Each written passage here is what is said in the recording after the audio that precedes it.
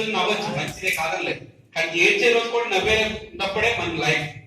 మన పేరెంట్స్ ఎవరైనా సఫర్ అవుతున్నారు అనుకోండి, నవ్వుతూ ఉంటామా, ఏడుస్తుంటామా కదా?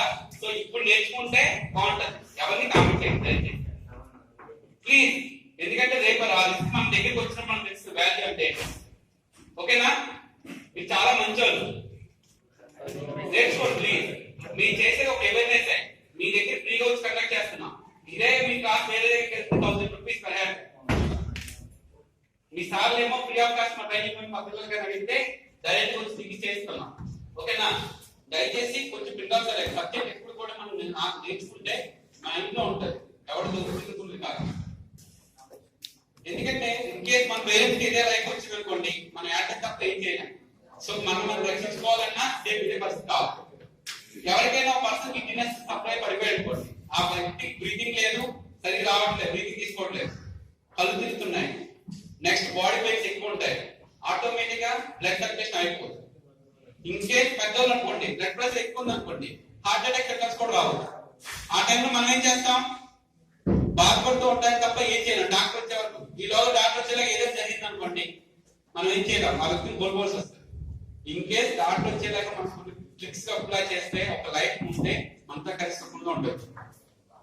ఓకేనా? ఒకసారి ఆలోచించండి. సపోజ్ ఎవరైనా ఒక వ్యక్తి సడన్ గా పడిపోయాడు అనుకోండి, మనం డైరెక్ట్ గా ఫస్ట్ ఎయిడ్ చేయాలి. First assessment the danger. ఆ వ్యక్తి కరెంట్ షాక్ తో పడిపోయాడా, ఏం జరిగిందో తెలుసుకోవాలి. అంతే తప్ప డైరెక్ట్ గా టచ్ చేయలేం కదా.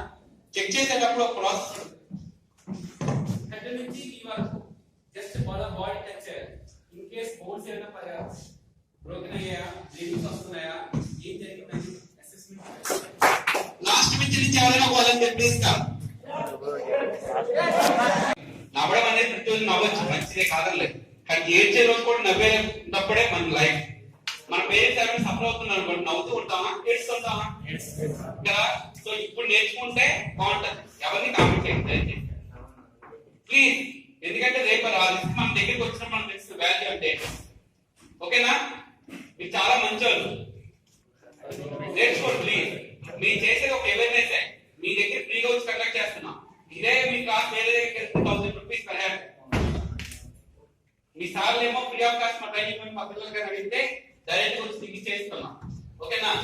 దయచేసి కొంచెం పిల్లలు సరే సబ్జెక్ట్ ఎప్పుడు కూడా మనం నేర్చుకుంటే మా ఇంట్లో ఉంటుంది, ఎవరు దొరుకుతుంది కాదు.